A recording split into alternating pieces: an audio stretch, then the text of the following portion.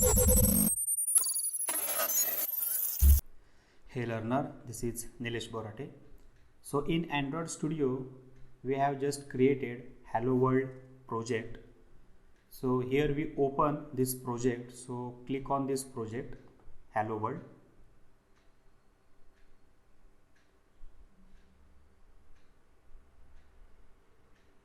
So close this tip, maximize the project. So in this video, we are going to discuss about the project structure of Android Studio. So here we open the project structure. So here we maximize this section. So see here, this is the drop down menu and this is a project menu. So see here, this is a project structure, then package, then project files, then see here open files. So if you create any project, then default option is that this is your Android. So this is your the default options. So see this window. So they contain the two parts, app. So see here, this is app and this is a Gradle. So this window contain the two parts, app and Gradle. The app folder contains the three part, manifest, Java and the resource folder. The Gradle folder contains the two part. This is build.gradle file. This is a build.gradle module file. And this manifest folder again contain the one file that is the Android manifest.xml. So here we double click this file. See here, it is a very important file in our application that contains very important information like app permission, created activities, assignment themes, launcher activity, created services, created broadcast, created fragments, etc. The manifest file is written in XML language. So there are clearly denoted section which start with, so see the first line of this file is that the XML version 1.0. So see here, there are some XML tag. So this is your the tag Android : icon. So this line shows the user in their app drawer home screen to launch the app is contained in the MipMap folder and is called as the IC launcher. So this IC launcher icon is available in this RES folder. Then this is MipMap folder. So this is the IC launcher. So if you double click this, then see here, here we going to this design mode. So this is your the default icon of your Android when you launch your app. Again going to this manifest XML file. So see here, this is a Android : label. So your label name is that the Hello World. So this denote the name that we give our application. And second, the name is containing as a string. Then see Android : theme. So this theme is that the @style / app theme. So by using this line, we can set the application theme. So this is the default theme in Android. So if you want to modify or add the new theme, then going to this resource folder, then values, then style. So see in this style, this is your the app theme. So this style is applied to your application. So see here, your style name is that the app theme and this app theme is map here. So see @style / app theme. So next, this is your activity name. So by default here, create the one default activity that is the main activity.kt file. So explore this Java folder. So see, this is your default file main activity.kt. So every activity entered this Android manifest.xml file. So this is your the default activity, main activity. Every activity you create, a new line like below will be created in a manifest.xml file. So notice that if you copy the source code from another project, you need to create like this line, otherwise you will get an error. So every activity register in this file, so this is a compulsory. Then see here, inside this activity name there is one more tag, that is the intent filter tag. So intent filter tag is the launching activity name. So in any app there are the main activity, but we need to specify one activity only to be displayed the first to the user when opening the app. So this is the activity name in android.intent.action.main, and this is the launcher icon. So here we register the intent filter activity, that is the main activity. Then see here, this is the Java folder. So expand this folder, you will find the 3 more folders. So these 3 folders are your packages, but we will work only with one of this folder. So if you double click the file, either it is Java lang or the Kotlin lang, it will open in editor window. So see here we open this file. So this is the Kotlin file. So in this file there is one default method, that is the onCreate method. So this method is run when you run your app. So in this function, focus this set content view line. So this line is called activity main.xml file, which is mapped by using r.layout. So set content view method is provided by the Android API, and it is the method that prepare and display the UI to the user. r.java is default file created in Android Studio. So whenever you add the activity or layout component like the button, checkbox, then every file or component ID entry is added in r.java file automatically. So you cannot edit this file, this is an auto-generated file. So when Android is run in Eclipse, then you have to access to see this file. But in Android Studio, hide this file, because this is not useful for developing purpose. So this activity main, which is the XML file, which is located, see here, this is your res folder in layout. So this is your design file activity main.xml. So this design view is mapped to this main activity file. So next we explore the res folder. So res means that the resources. So explore this res folder. See, there are total 4 folders: drawable, layout, mipmap, and the values. So first we will focus on the drawable folder. Images in Android application are commonly saved in Android project drawable folder. After that, Android Studio will generate drawable ID for each added image in R file. Then you can use r.drawable.imageID to refer that image in your code. So if you want to add images to this folder, then copy images to your computer and simply paste into this folder.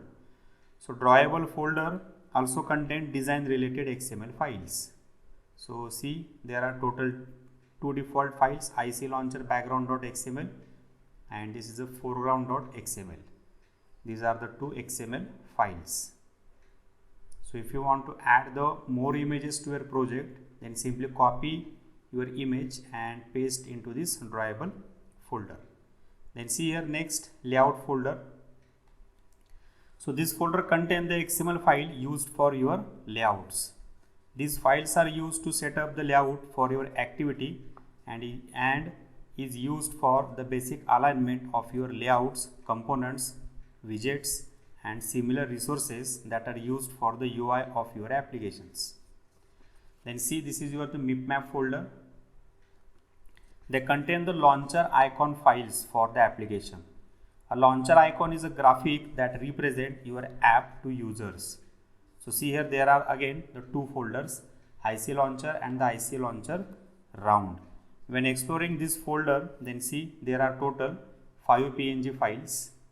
So see in a bracket HDPI, MDPI, XHDPI, XXHDPI, XXX HDPI.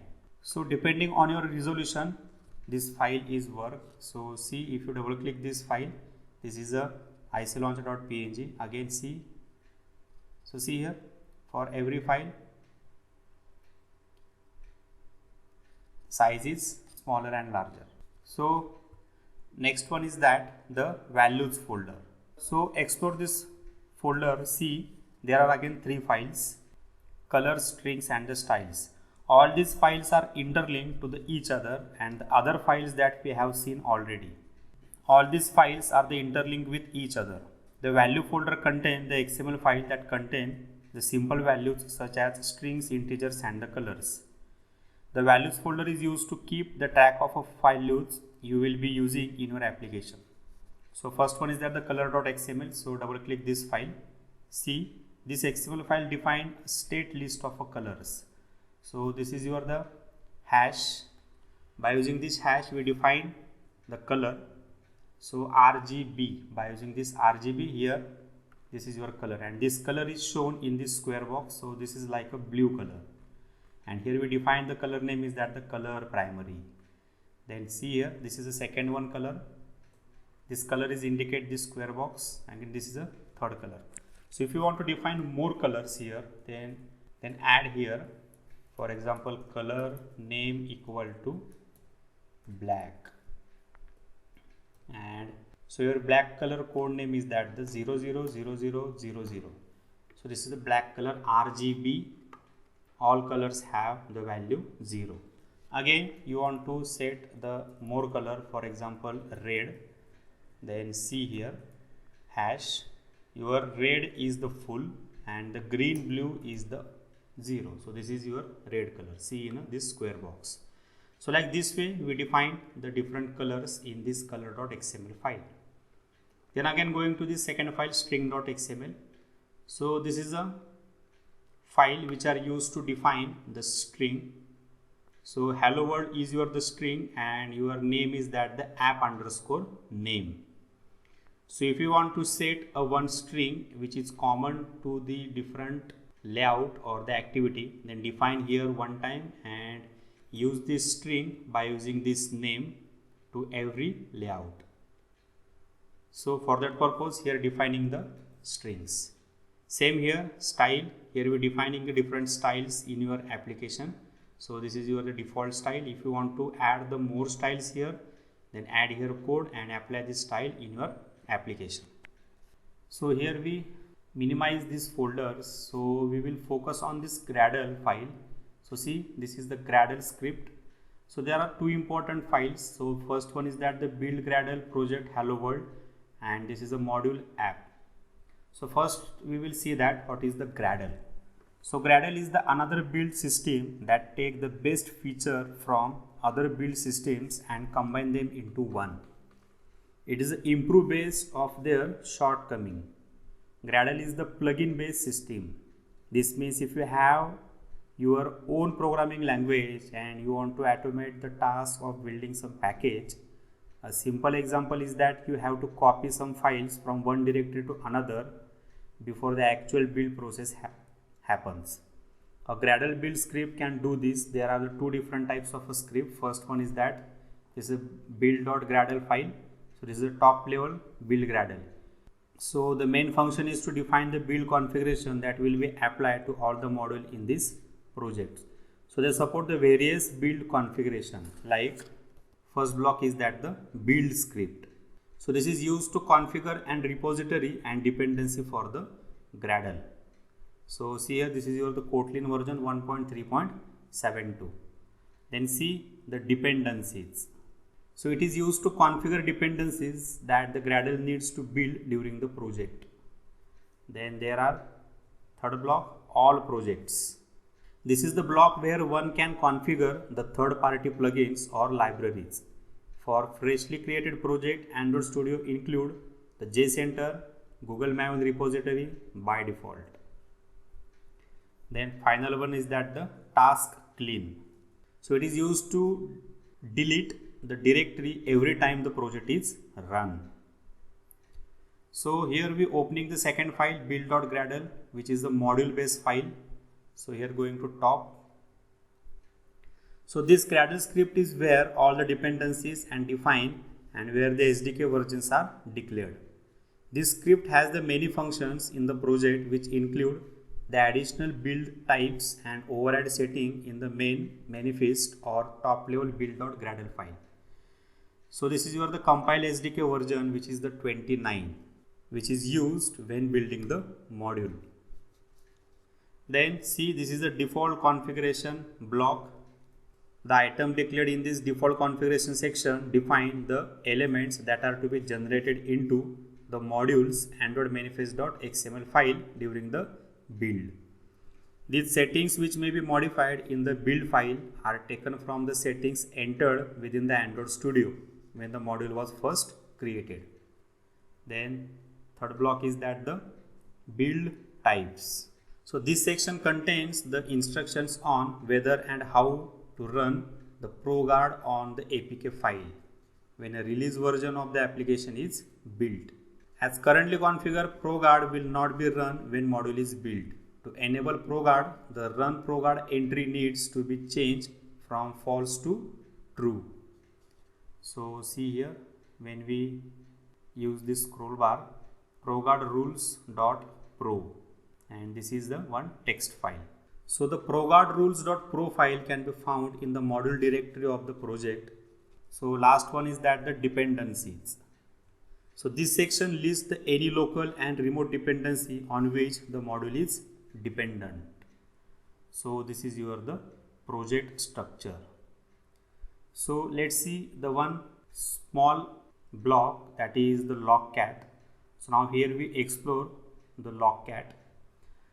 So the Android SDK include the useful logging utility class called the android.util.log. Logging messages are categorized by the severity, with the errors being the most severe, the warning information messages, debug messages, and the verbose messages being the least severe. Each type of logging messages has its own method. Simply call the method and log message is created. The message type and the related methods calls, see here, log.e, which is used to log errors, log.w used to log warnings, log.i used to log information messages, log.d used to log debug messages, log.v used to log verbose messages. So logging is a very handy debugging and diagnostic technique used by the developer. Use the logging class provided as a part of the Android SDK to log important about your application to Logcat. So on next video we will see the Android lifecycle and use the log statement in that project. So till if you have any queries, then comment on our query in comment box. Likes and subscribe the channel. See you on next video. Thank you.